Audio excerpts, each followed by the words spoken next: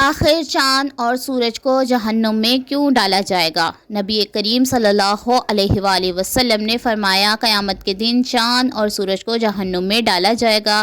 صحابہ کرام نے پوچھا، یا رسول اللہ صلی اللہ علیہ وآلہ وسلم، آخر ان کا قصور کیا ہوگا؟ حضور نبی کریم صلی اللہ علیہ وآلہ وسلم نے فرمایا، ان کا قصور یہ ہوگا کہ یہ دونوں بسم اللہ الرحمن الرحیم۔ ناظرین، اللہ تعالیٰ زمین و آسمان ان میں بسنے والی تمام مخلوقات کے خالق ہیں۔ جس طرح انس و جن کو اپنی عبادت کے لیے پیدا کیا، اسی طرح باقی مخلوقات کو بھی کسی نہ کسی مقصد کے لیے پیدا کیا۔ ہر مخلوق اللہ کی تسبیح بیان کرتی ہے۔ ان مخلوقات میں سورج، چاند اور ستارے بھی شامل ہیں۔ نبی کریم صلی اللہ علیہ وآلہ وسلم نے جہالت کی ایک برائی یہ بھی ذکر فرمائی، لوگ ستاروں کی گردش اور ان کی اپنی اپنی منازل میں طلوع و غروب کی وجہ سے بارشوں وغیرہ کے برسنے کا اقتدار رکھیں گے۔ حضرت زید بن خالد رضی اللہ تعالی عنہ سے مروی ہے کہ حدیبیہ کے مقام پر رات کو بارش ہوئی اور صبح اللہ کے رسول صلی اللہ علیہ وآلہ وسلم نے ہمیں نماز فجر پڑھائی۔ جب آپ صلی اللہ علیہ وآلہ وسلم نماز سے فارغ ہوئے تو ہماری طرف رخ مبارک پھیر لیا اور پوچھا، کیا آپ لوگوں کو معلوم ہے کہ آپ کے رب نے کیا فرمایا؟ ہم نے عرض کی کہ اللہ اور اس کا رسول صلی اللہ علیہ وآلہ وسلم بہتر جانتے ہیں۔ آپ صلی اللہ علیہ وآلہ وسلم نے فرمایا، اللہ تعالیٰ نے فرمایا ہے کہ میرے بندوں نے صبح کو تو مجھ پر ایمان رکھتے تھے اور ستاروں کے منکر تھے، اور جس نے کہا کہ ہم پر فلاں فلاں ستارے نے بارش برسائی تو ایسے کہنے والا شخص میرا منکر جبکہ ستاروں پر اقتدار رکھنے والا ہے۔ نظام فلکی قدرت الہیہ کا مظہر اور تابع، مفہوم آیت اور سورج، چاند اور ستارے سب کے سب اس اللہ کے حکم سے ایک مقرر، منظم اور مضبوط نظموں کے تابع بیان کیے گئے ہیں۔ حضرت ابوبکر رضی اللہ تعالی عنہ سے مروی طویل حدیث میں ہے کہ اللہ کے رسول صلی اللہ علیہ وآلہ وسلم نے فرمایا کہ سورج اور چاند اللہ تعالیٰ کی قدرت کی نشانیوں میں سے دو بڑی نشانیاں ہیں۔ مفہوم آیت، اللہ وہی ذات ہے جس نے سورج کو روشنی کا ذریعہ اور منبع بنایا۔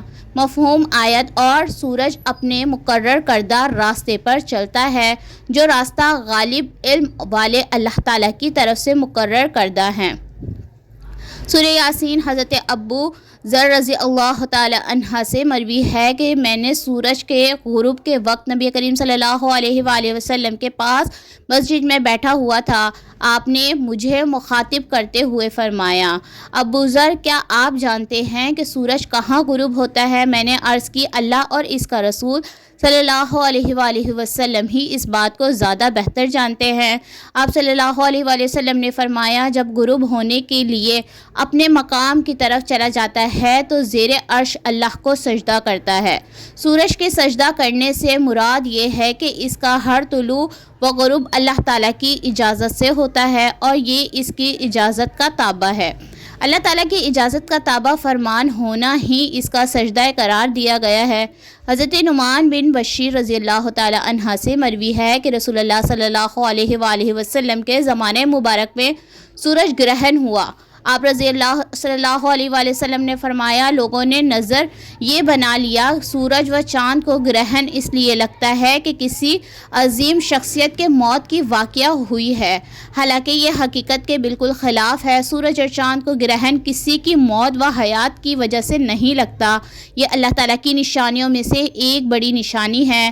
محترم ناظرین، کیا آپ کو معلوم ہے کہ چاند اور سورج کو بھی جہنم میں ڈالا جائے گا؟ ایسا کیوں کیا جائے گا؟ جاننے کے لیے ویڈیو کو مکمل دیکھیے۔ حضرت ابن عباس رضی اللہ تعالی عنہ سے مروی ہے کہ انہوں نے فرمایا، جس نے اس بارے میں شک ہوا کہ میدان حشر شام میں برپا ہوگا، اس سے یہ آیت مبارکہ تلاوت کر لینی چاہیے۔ ترجمہ: رسول اللہ صلی اللہ علیہ وآلہ وسلم نے انہیں اس 10 فرمان تھا کہ تم چلے جاؤ۔ انہوں نے پوچھا، کہاں؟ تو آپ صلی اللہ علیہ وآلہ وسلم نے فرمایا، ارض محشر کی طرف۔ حضرت معاویہ بن حیدر رضی اللہ تعالی عنہ سے مروی ہے کہ آپ صلی اللہ علیہ وآلہ وسلم نے ارشاد فرمایا کہ تم اس طرف جمع کیے جاؤ گے، اور آپ صلی اللہ علیہ وآلہ وسلم نے ملک شام کی طرف اشارہ فرمایا۔ حضرت سمرہ بن جنب رضی اللہ تعالی عنہ سے روایت ہے کہ آپ صلی اللہ علیہ وآلہ وسلم نے فرمایا، تم بیت المقدس کی طرف مشہور ہوگے اور پھر تم پر قیامت میں جمع ہوگے۔ حضرت وہب منبع رحمۃ اللہ علیہ فرماتے ہیں کہ اللہ تعالیٰ نے بیت المقدس سے فرمایا تھا کہ میں تجھے پر اپنا عرش رکھوں گا اور تیری طرف اپنی مخلوق کو محشور کروں گا، اور تیرے پاس داؤد علیہ السلام سوار ہو کر آئیں گے۔ حضرت ابن عمر رضی اللہ تعالی عنہ سے روایت ہے کہ آپ صلی اللہ علیہ وآلہ وسلم نے فرمایا کہ جو شخص یہ چاہے کہ اپنی آنکھ سے قیامت کا مشاہدہ کرے تو اسے چاہیے کہ وہ اذا الشمس کورت و اذا النجوم انقدرت کو پڑھ لے۔ قیامت کے دن ایک منادی ندا کرے گا جس سے یہ سب مخلوقات سنے گی اور کہے گا، ہر قوم جو خدا کو چھوڑ کر جن بعودوں کی عبادت کرتی تھی ان کے ساتھ ہو جائے۔ چنانچہ ہر شخص کے سامنے اس کے معبود کی صورت بنا دی جائے گی جس کی وہ عبادت کیا کرتا تھا، ایک فرشتے کی شکل میں حضرت اسرائیل علیہ السلام جیسی اور ایک فرشتے کی شکل میں حضرت عیسیٰ ابن مریم علیہ السلام جیسی بنا دی جائے گی۔ چنانچہ یہودی اور عیسائی ان دونوں کے پیچھے چل پڑیں گے، پھر یہ معبود انہیں جہنم کی آگ کی طرف لے جائیں گے، پھر کوئی نہیں بچے گا، صرف مومن رہ جائیں گے۔ البتہ مومنین میں کچھ منافق بھی ہوں گے۔ اللہ تعالیٰ ان کے سامنے جس حالت میں چاہیں گے ظہور کریں گے اور فرمائیں گے، اے لوگو، سب لوگ چلے گئے، تم بھی اپنے خدا کے ساتھ جس کی تم عبادت کرتے تھے اس کے ساتھ چلے جاؤ۔ وہ عرض کریں گے کہ خدا کی قسم اللہ کے سوا ہمارا کوئی معبود نہیں، ہم غیر اللہ کی عبادت نہیں کرتے تھے۔ پھر اللہ تعالیٰ اپنی پنڈلی مبارک سے پردہ ہٹا کر مومنین پر اپنی عظمت کی تجلی فرمائیں گے جسے وہ پہچان لیں گے کہ وہی ان کا رب ہے۔ مومنین یہ دیکھ کر سجدہ ریز ہو جائیں گے جبکہ منافقین گدی کے بل جا گریں گے، کیونکہ اللہ تعالیٰ ان کے پشتوں کو بیل کے سنگل کی طرح سخت کر دے گا۔ پھر اللہ تعالیٰ مومنین کو حکم دے گا تو وہ اپنا سر اٹھائیں گے۔ حضرت ابن عباس رضی اللہ تعالی عنہ سے روایت ہے کہ سیدنا حضرت ابو بکر رضی اللہ تعالی عنہ نے عرض کیا، یا رسول اللہ صلی اللہ علیہ وآلہ وسلم، میں دیکھ رہا ہوں کہ آپ صلی اللہ علیہ وآلہ وسلم بوڑھے ہو رہے ہیں۔ آپ صلی اللہ علیہ وآلہ وسلم نے فرمایا، مجھے سورہ ہود، سورہ واقعہ، سورہ مرسلہ اور سورہ تکاثر نے بوڑھا کر دیا۔ حضرت ابو مریم رضی اللہ تعالی عنہ سے روایت ہے کہ آپ صلی اللہ علیہ وآلہ وسلم اذا الشمس کورت کا مطلب یہ بیان کیا کہ سورج کو بے نور کر کے دوزخ میں ڈال دیا جائے گا، وَإِذَا النُّجُومُ انقدرت کا مطلب یہ بیان کیا کہ ستاروں کو توڑ کر جہنم میں ڈال دیا جائے گا، اور ہر اس معبود کو جس کی خدا کے سوا پرستی کی گئی دوزخ میں ڈال دیا جائے گا، سوائے حضرت عیسیٰ علیہ السلام اور ان کی والدہ کے۔ حضرت ابن عباس رضی اللہ تعالی عنہ اذا الشمس کورت کی تفسیر میں فرماتے ہیں کہ اللہ تعالیٰ سورج، چاند، ستاروں کو قیامت کے دن سمندر میں پھینک کر ان کی روشنی کو منسوخ کر دیں گے۔ پھر اللہ تعالیٰ مغرب کی طرف سے ہوائیں چلائیں گے جو سمندر کو بھڑکا کر آگ میں بدل دے گی، اور بعض حضرات نے یہ فرمایا کہ جب سورج کو سمندر میں پھینکا جائے گا تو اس میں سے سمندر کھول اٹھے گا اور پھر آگ میں تبدیل ہو جائے گا۔ حضرت ابو ہریرہ رضی اللہ تعالی عنہ نے فرماتے ہیں کہ قیامت کے دن سورج اور چاند بے نور کر دیے جائیں گے۔ حضرت ابی ابن کعب رضی اللہ تعالی عنہ فرماتے ہیں کہ قیامت سے پہلے 6 نشانیاں ظاہر ہوں گی۔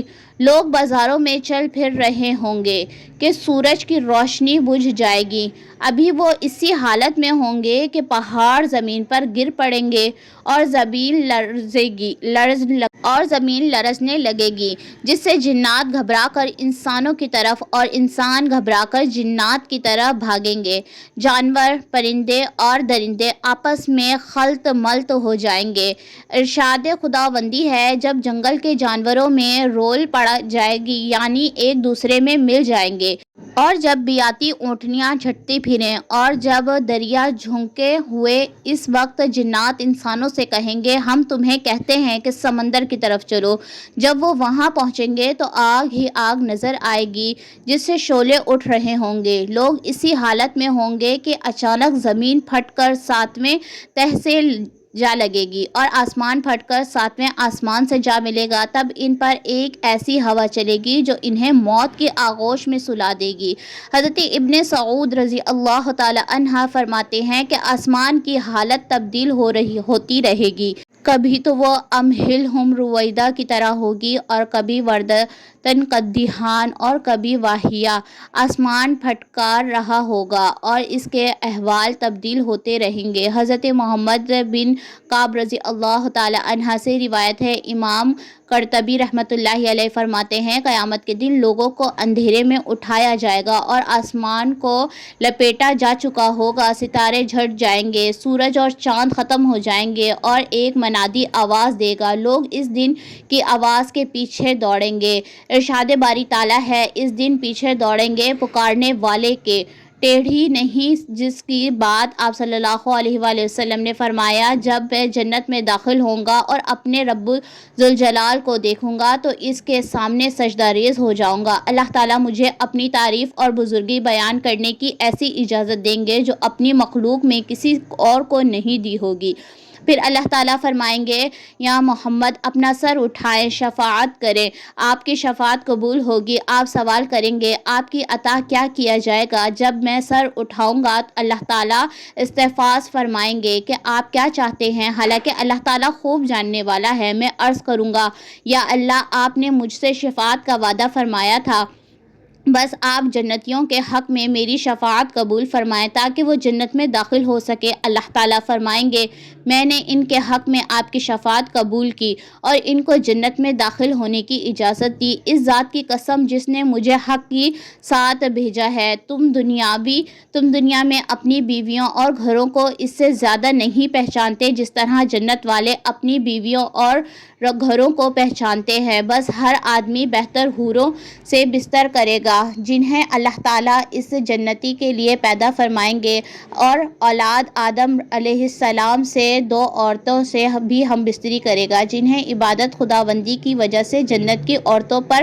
فضیلت حاصل ہوگی۔ ان میں سے پہلی سے یاقوت کے کمرے میں سونے کے تخت پر ہم بستری کرے گا جو موتیوں سے گہرا ہوگا۔ اس عورت نے ریشم کے 70 جوڑے پہنے ہوں گے۔ اگر جنتی اپنا ہاتھ اس کے دونوں کندھوں کے درمیان رکھ کر اپنے ہاتھ کی طرف دیکھے گا تو اسے اپنا ہاتھ اس کے سینے میں سے اس کے کپڑوں کے گوشت اور جلد کے پیچھے بھی دکھائی دے گا، نیز جنتی اس کی پنڈلی کے گودے کو بھی دیکھ سکے گا، جس طرح تم میں سے کوئی یاقوت کی تلکی میں دھاگے کو دیکھ سکتا ہے۔ اس کی بیوی کا جگر اس کے لیے آئینہ ہوگا اور اس کا جگر بیوی کے لیے آئینہ ہوگا۔ جب وہ اپنی بیوی کے ساتھ ہوگا وہ اس سے اکتائے گا اور نہ اس کی بیوی اس سے اکتائے گی۔ یہ جب بھی اس کے ساتھ آئے گا اسے کنواری ہی پائے گا، نہ مرد کا ذکر سستی کرے گا اور نہ ہی بیوی کی فرش کو شکایت ہوگی۔ اس دوران انہیں نداوتی کی جائے گی کہ تم دونوں میں سے کوئی بھی سیر نہ ہوگا اور نہ ہی منی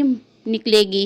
جنتی مرد سے کہا جائے گا، تیرے لیے اور بھی بہت سی بیویاں ہیں۔ وہ ایک ایک کر کے سب کے ساتھ جائے گا۔ جس بھی بیوی کے پاس جائے گا وہ کہے گی، واللہ میں نے جنت میں کوئی تجھ سا حسین نہ دیکھا اور نہ تجھ سے زیادہ کسی کو محبوب بنایا، اور جہنم کے مستحق جہنم میں جائیں گے۔ عبدالعزیز محتاجر رضی اللہ تعالی عنہ سے روایت ہے کہ میں نے خالد بن عباس رضی اللہ تعالی عنہ کے عہد میں ایک مسجد میں ابو سلمان بن عبد الرحمن کے ساتھ بیٹھا۔ دوران گفتگو ابو سلیمان نے کہا، ہمیں سیدنا ابو ہریرہ رضی اللہ تعالیٰ عنہ نے بیان کیا، نبی کریم صلی اللہ علیہ وآلہ وسلم نے فرمایا، قیامت والے دن سورج اور چاند دونوں کو دوزخ میں لپیٹے ہوئے ہوں گے اور ان کا رنگ سرخ ہوگا۔ حسن نے کہا، ان کا کیا گناہ ہے؟ سیدنا ابو ہریرہ رضی اللہ تعالیٰ عنہ نے کہا، میں تجھے رسول صلی اللہ علیہ وآلہ وسلم کی حدیث بیان کر رہا ہوں۔ یہ سن کر حسن خاموش ہو گئے۔ انہیں دوزخ میں ڈالنا بطور سزا نہیں بلکہ سورج اور چاند کی پرستش کرنے والوں کی مذمت اور ان کو رسوا کرنے کے لیے انہیں دوزخ میں ڈالا جائے گا۔ دیکھو، جس کو تم خدا سمجھتے تھے اور جن کی پرستی کرتے تھے، تم کو عذاب سے بچانا تو دور، آج وہ خود دوزخ میں پڑے ہیں اور خود کو دوزخ سے نہیں نکال پا رہے۔ حضرت علامہ مفتی احمد یار خان رحمۃ اللہ علیہ لکھتے ہیں، چاند اور سورج عذاب پانے کے لیے دوزخ نہیں جائیں گے بلکہ اپنے بیچاریوں کو عذاب سے بچانے کے لیے ان کی گرمی عذاب کی گرمی سے مل کر عذاب کو دوبالا کر دے گی۔ دیکھو، دوزخ میں عذاب دینے کے لیے فرشتے بھی تو ہوں گے، مگر وہ عذاب پانے کے لیے وہاں نہیں ہوں گے بلکہ عذاب دینے کے لیے ہوں گے۔ نیز چاند اور سورج نور ہیں اور نور کو نار تکلیف نہیں دیتی۔ دیکھو، مومنین گناہگاروں کو نکالنے کے لیے دوزخ میں جائیں گے مگر بالکل تکلیف نہ پائیں گے۔ اللہ تعالی ہمیں دین کی مکمل سمجھ نصیب فرمائے اور ہمیں نیکیوں میں شامل کرے، آمین۔